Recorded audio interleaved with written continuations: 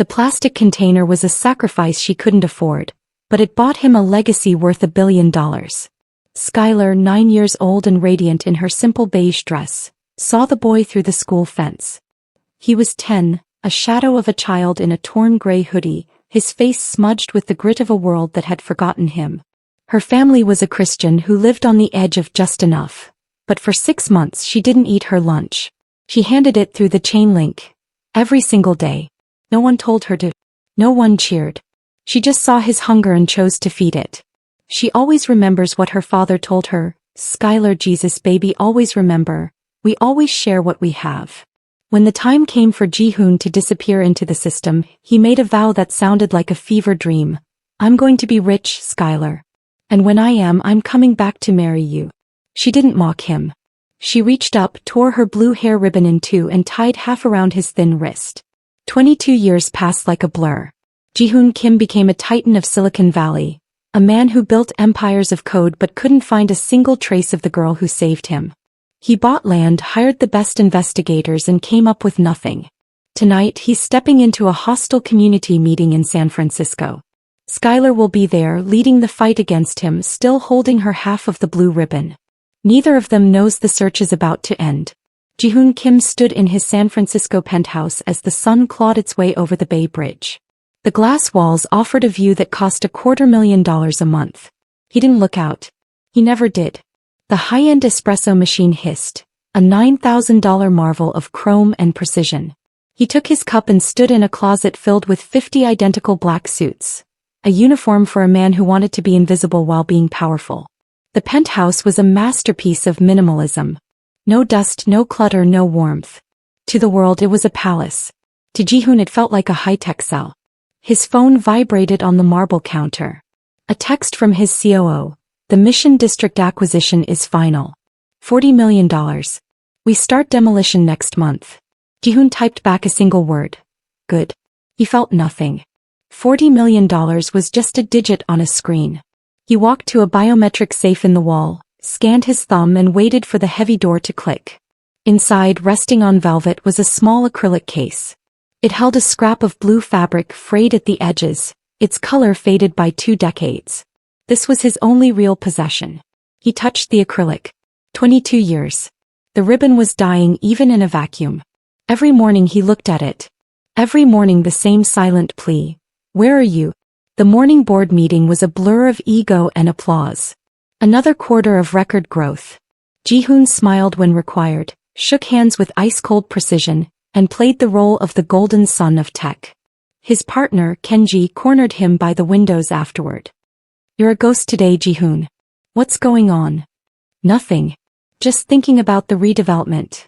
"You've been obsessed with that specific block in the Mission for 3 years, Kenji said, narrowing his eyes. "There are easier places to build." "Why there?" "You're making enemies of the whole neighborhood." "I have my reasons," Ji-hoon replied, his jaw tightening. "Is this about the girl again? The one from the school?" Kenji sighed. "Drop it. It's been 20 years. People move. People change. She's probably not even in the city anymore." I said drop it. But it had already consumed him. Later that afternoon, Ji-hoon opened the file on his encrypted drive. 3 agencies. $600,000 in fees. The report was the same. Skylar Williams is a common name. The family was evicted in 2008. No forwarding address. Trail cold. He pulled up a map of the district. 7 blue pins marked his properties, all centered around a 3-block radius of the old school fence. If she was still there, she'd be fighting for her people. That was the girl he remembered. So he bought the land, forced the meetings, and created a reason to be there. His calendar flashed a reminder. Community outreach meeting. 7 p.m. Mission District Center. Usually Ji-hoon sent a phalanx of lawyers and PR fixers. But a strange, heavy pull in his chest made him grab his keys. "I'll handle this one personally," he told his secretary. He didn't know why. It was just a feeling. The memories hit him as he drove. They were the only thing he couldn't automate. 22 years ago he was 10. His parents' business had collapsed into a heap of debt and shame. He had spent a month on the streets, a neglected statistic. He remembered the cold of that Chicago winter, the way his dark gray hoodie had a hole in the shoulder that let the wind bite his skin. He had sat by the fence at Lincoln Elementary, his stomach a hollow pit of fire. A teacher had told him to move along, that he was disturbing the children. His legs were too weak to obey. Then he saw her. A black girl in a light beige dress, her hair in neat, beautiful braids. She stood on the other side of the wire looking at him. She didn't look away. She didn't look scared. She looked protective. Skylar Williams had lived in the shadow of that school, in a world where the radiators clanked but stayed cold. Her family had just enough to survive, but her mother always said, "Skylar, we aren't poor as long as we have something to give." That day Skylar's friends had called to her, "Come on, Skylar. It's cold." But Skylar couldn't move. She looked at the boy in the torn hoodie, the boy whose face was smudged with dirt and grief. She looked at her plastic container. It was rice and chicken, her only meal until tomorrow. She remembered her mother's voice. Skylar gripped the container and walked toward the fence. Ji-hoon stepped into the elevator of the Kim Tower. The doors closed with a soft click, cutting off the noise of the city. He stood alone in the small room of glass and steel. As he moved upward, the people on the sidewalk turned into tiny dots. To Ji-hoon, that is all they were. In his world of high-tech business, people were just numbers on a screen. They were data points to be moved, sorted, or deleted. He reached the top floor and walked toward his office. The floor was made of polished white stone that stayed cold even in the summer. His employees stood up as he passed, but he did not look at them. He didn't know their names or the stories of their lives. He only knew their output percentages. If a worker's numbers dropped, Ji-hoon replaced them. He thought he was being efficient. He didn't realize he was becoming a machine himself. Inside his office, the air was perfectly still. Large digital screens covered the walls. They showed maps of the city glowing in bright neon blue.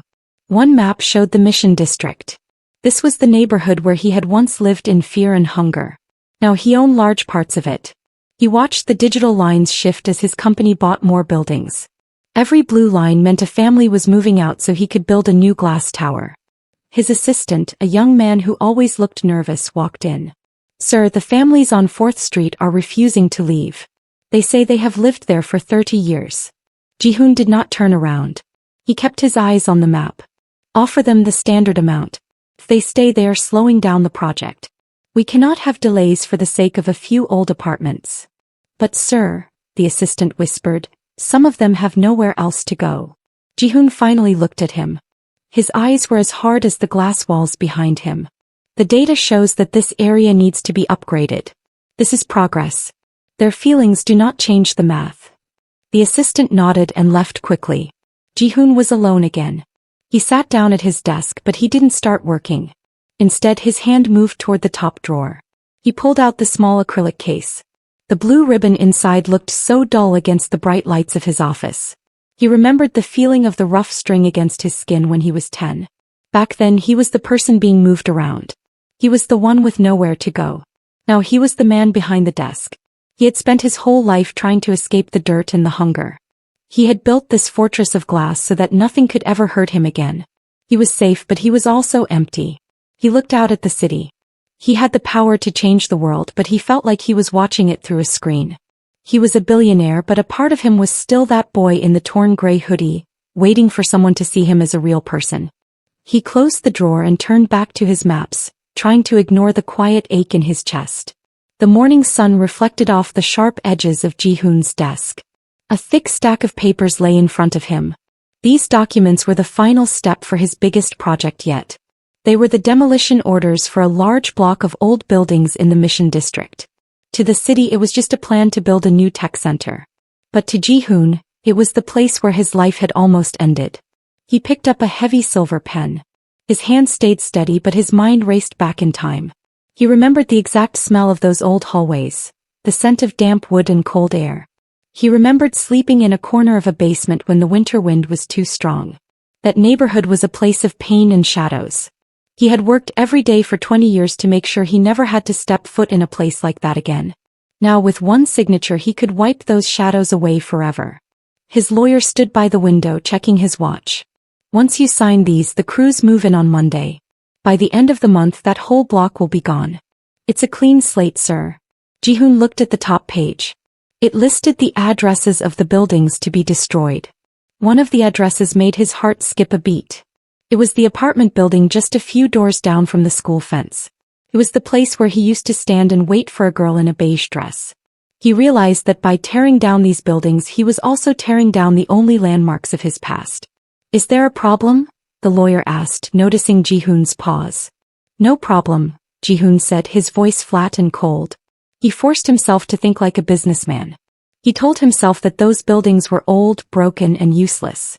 He believed that replacing them with something shiny and new was a gift to the city. He didn't want to think about the people currently living there, the families who sat around small tables just like he once had. He didn't want to think about the children who might be looking out those windows right now, wondering where they would go. He pressed the pen to the paper. The ink flowed black and permanent across the line. Page after page he signed his name. With every stroke he felt like he was closing a door. He was erasing the poor son, who had suffered in the dirt. He was choosing the power of the skyscraper over the memories of the street. When the last page was finished he handed the stack back to the lawyer. The man smiled and tucked them into a leather briefcase. "Great work, Mr. Kim. This is going to be your greatest achievement." The lawyer left and the office became silent again. Ji-hoon stood up and walked to the glass. He looked toward the south, where the old neighborhood sat under a thin layer of city fog. He had signed the order. He had won. But as he looked at his reflection in the window he didn't see a champion. He saw a man who was becoming more like the stone and glass around him, hard, cold, and completely alone. The demolition was set to begin, and he had no idea that he was about to destroy the only path that could lead him back to Skylar. The hum of the city outside Ji-hoon's window faded as his mind drifted back 22 years. He was no longer a billionaire in a glass tower. He was 10 years old again, standing in the biting wind of a Chicago winter. He remembered the feeling of his thin, torn hoodie clinging to his shivering frame. His stomach was a constant, sharp pain, a hunger so deep it felt like it would swallow him whole. He had been sitting by the chain-link fence of Lincoln Elementary, watching the world go by through blurry eyes when he first saw her. Skylar had walked toward him with a strange kind of bravery. She didn't look at his dirty face or his messy hair with fear. Instead, she looked at him with a gentle smile that made his heart beat a little faster. She reached through the cold metal wires of the fence and handed him a plastic container. Inside was warm rice and chicken. To Ji-hoon that meal was more valuable than all the gold in the world. He ate it with shaking hands, his eyes fixed on the girl in the light beige dress. For the next 6 months that fence became his lifeline. Every single day at lunch Skylar was there. She never missed a day even when the snow was thick on the ground. Ji-hoon didn't know then what that food cost her family. He didn't know that Skylar's parents were working 3 jobs just to keep their own lights on. He didn't see her mother sitting at their small kitchen table at night, dividing a single pot of beans into even smaller portions so there would be enough for Skylar to take a second lunch the next morning. Skylar's family was Christian, living in a world of just enough, but they acted like they had plenty. Her father would come home from a double shift, his back aching and his eyes tired, only to see Skylar packing that plastic container. He would look at his own small plate and then at his daughter's determined face. He never told her to stop. Instead he would give her a kiss on the forehead and say, "Skylar, Jesus baby, always remember, we always share what we have." They were sacrificing their own health and their own comfort to keep a stranger alive. One night, Ji-hoon remembered seeing Skylar's mother through a window as he scouted for a place to sleep. She was handing Skylar a piece of fruit, the last one in the bowl, and smiling as if she weren't hungry herself. It was a kind of love Ji-hoon couldn't understand yet. They were giving him their dinner, their medicine money, and their peace of mind. They were protecting him from the world, one meal at a time. On the day he had to leave for foster care, Ji-hoon stood at the fence for the last time. He felt the weight of the blue ribbon Skylar had tied around his wrist. He looked at her smooth, youthful face and her neat braids.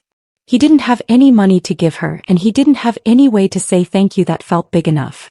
So he made the only promise a boy in a torn hoodie could make. He promised her a future. He promised her that one day he would be the one providing for her. As Ji-hoon snapped back to the present in his silent office, the memory of that shared rice tasted sweeter than the expensive espresso in his hand. The Mission District Community Center was a loud, crowded place that smelled like old floor wax and damp raincoats. Ji-hoon felt completely out of place as he stepped through the heavy wooden doors. He was still wearing one of his expensive black suits, and it felt like a suit of armor that separated him from everyone else. People turned to look at him with angry or suspicious eyes. They knew who he was. To them, he was the billionaire who had signed the order to destroy their homes. He walked toward the front of the room where a small stage had been set up. The air was thick with the sound of people arguing and chairs scraping against the floor. Ji-hoon's heart felt heavy. He had come here to be the cold businessman, to tell these people that the data was correct and the demolition was necessary.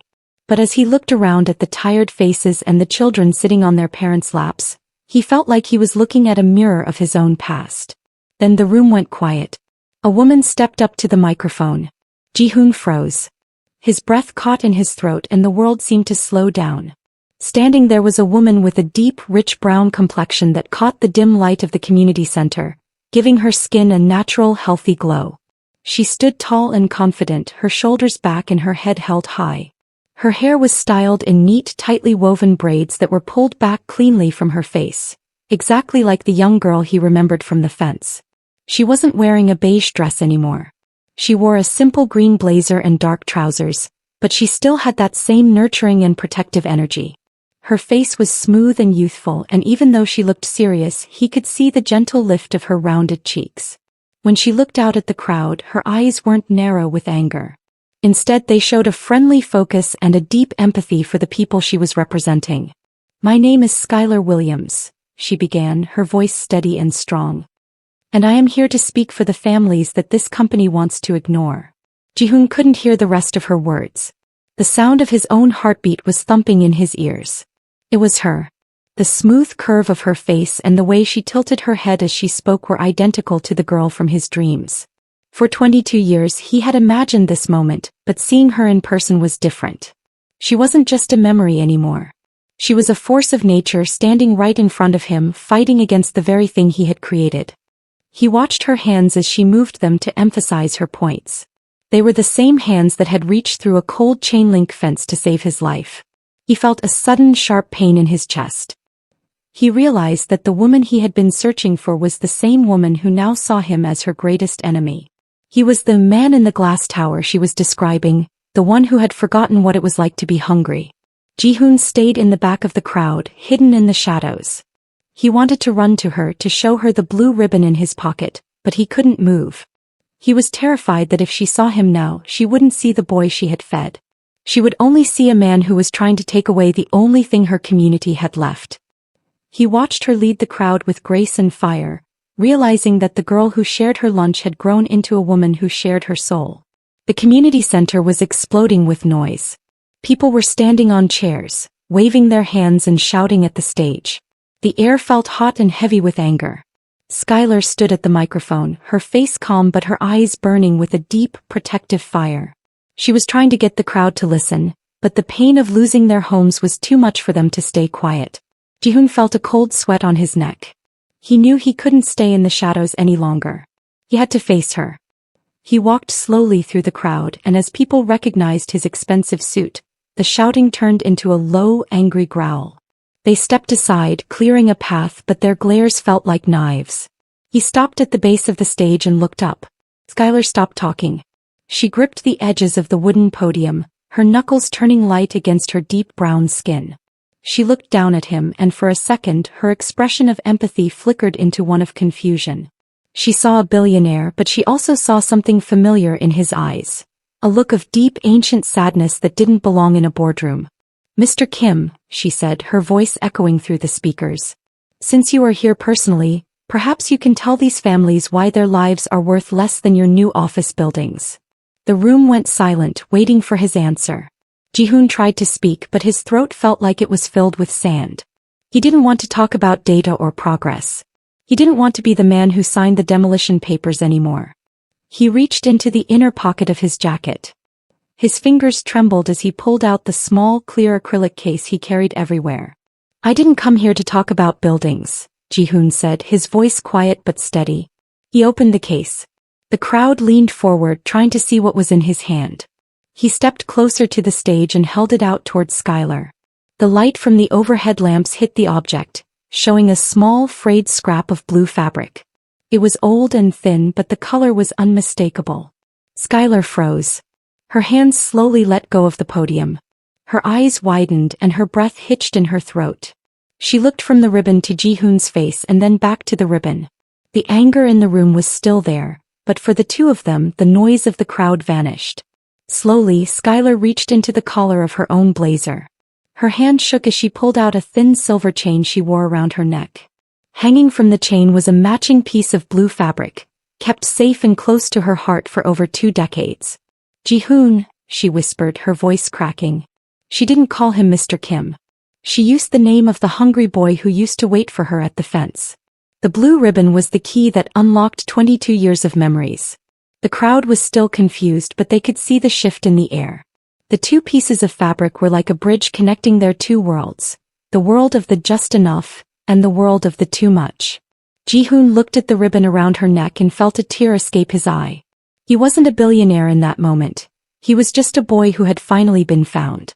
Amidst all the shouting and the politics, the secret token had surfaced, and the man of glass finally started to shatter.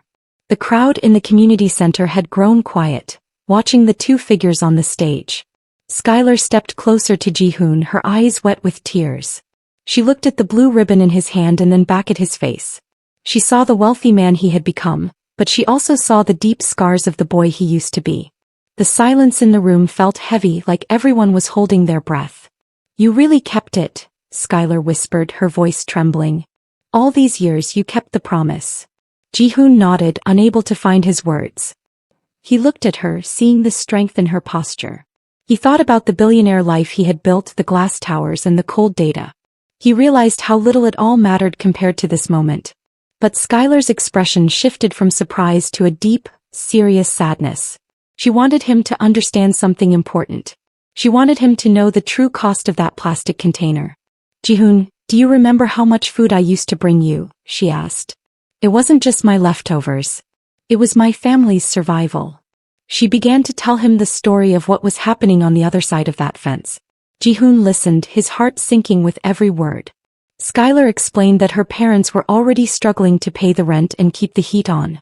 When Skylar told them about the hungry boy at the school, they didn't tell her to look away. Instead, they made a choice. "My father started working double shifts at the warehouse," Skylar said. "He would come home at 4 in the morning, his hands shaking from lifting heavy crates all night. He did that just so there would be enough money to buy the extra chicken and rice for your container." She told him about her mother, who took on extra cleaning jobs late into the evening. Her mother would skip her own dinner many nights, telling Skylar she wasn't hungry so that Skylar wouldn't feel guilty about taking the food to the fence. They were working themselves to the bone for a boy they had never even met. They didn't do it for a reward or for fame. They did it because they believed that no child should ever have to feel the fire of hunger alone. "We weren't just sharing a meal, Ji-hoon," Skylar said softly. "We were giving you our time, our energy, and our health. My parents' backs are still sore from those years of extra work. They gave up their rest so you could have a future." Ji-hoon felt a wave of shame wash over him. He thought about the demolition orders he had signed and the way he had treated people like numbers. He had been so focused on escaping his past that he had forgotten the pure sacrifice that had allowed him to have a future in the first place. He realized that his billion-dollar empire was built on the foundation of a poor family's love. The weight of their sacrifice felt like a physical pressure on his chest. He looked at Skylar, the girl who had stood in the cold in a beige dress, and the woman who was now standing in front of him. He saw the legacy of her parents in her eyes. He realized that he didn't just owe her a marriage promise.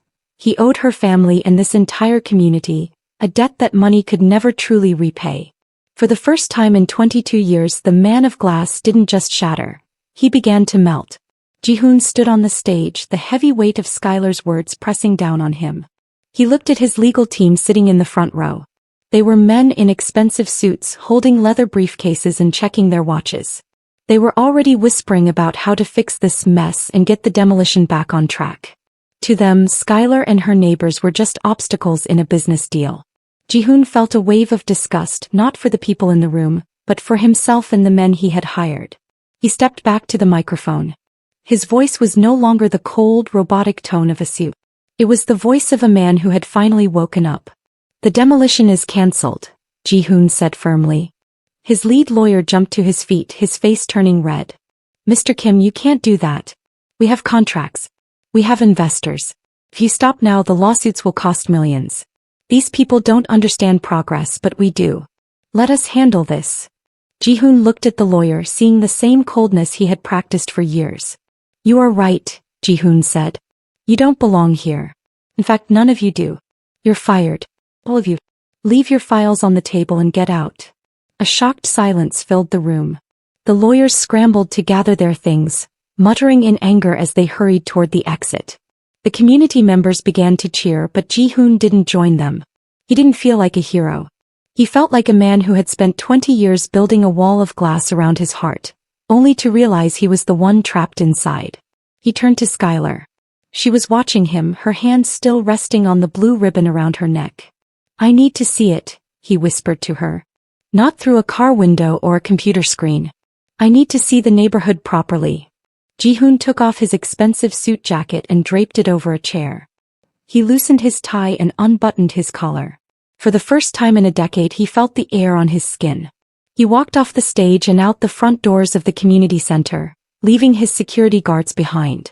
He began to walk the streets of the Mission District. He didn't walk like a CEO inspecting property.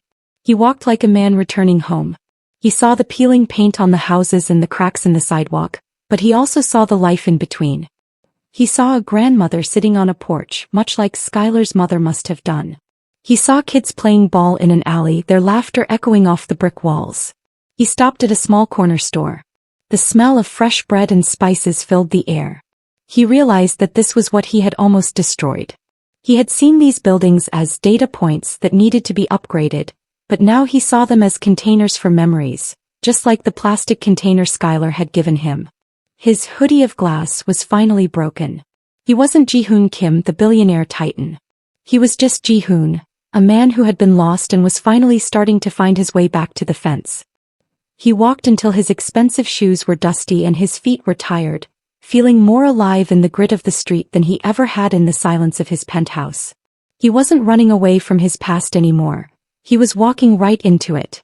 Ji-hoon did not go back to his cold office in the skyscraper that night. Instead, he stayed in the Mission District, sitting in a small, noisy diner with Skylar.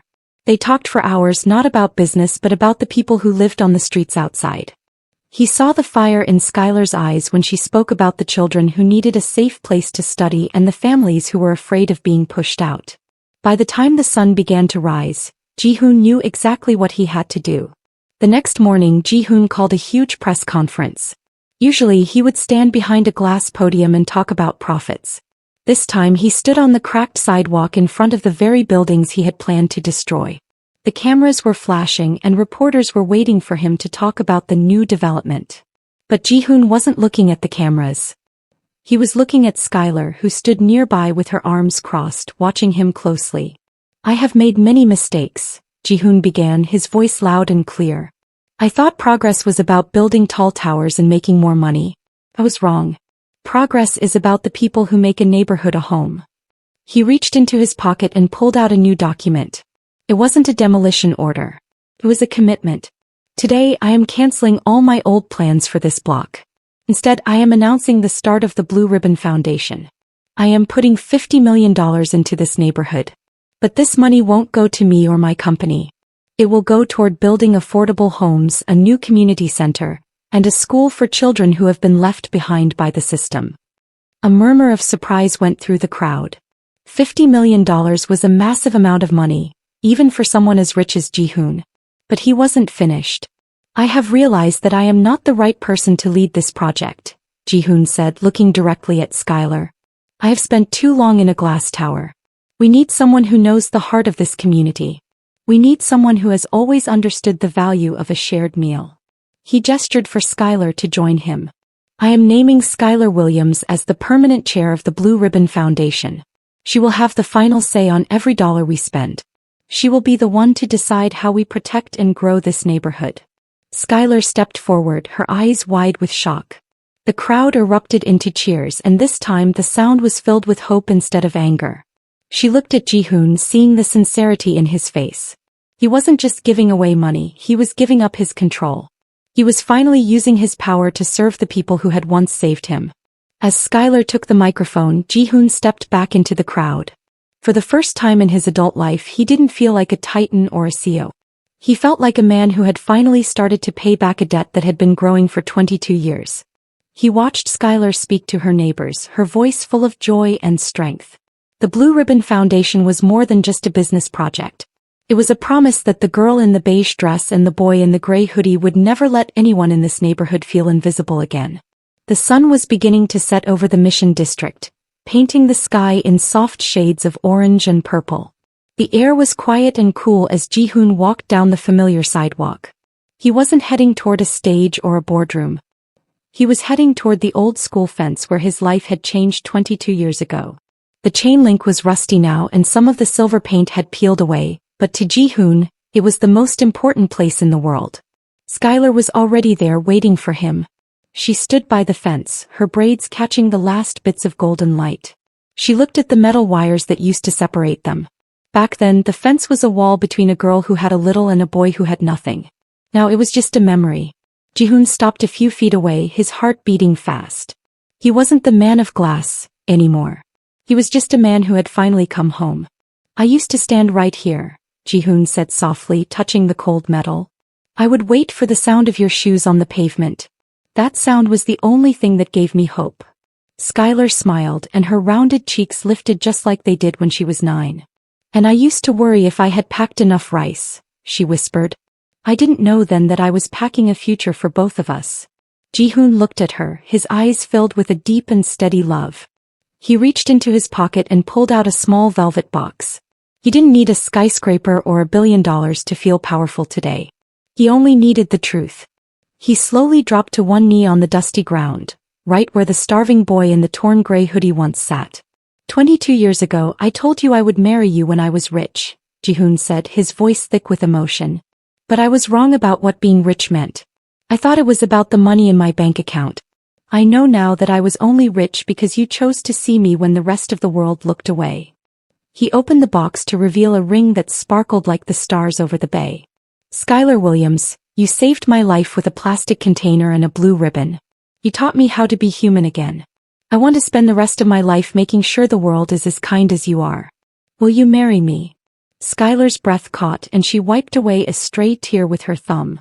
She looked down at the man who had traveled such a long, hard road to find his way back to this spot. She didn't see the CEO or the billionaire. She saw the boy who had kept his word. She saw the heart she had helped protect all those years ago. Yes, Ji-hoon, she said, her voice strong and clear. Yes, 1,000 times.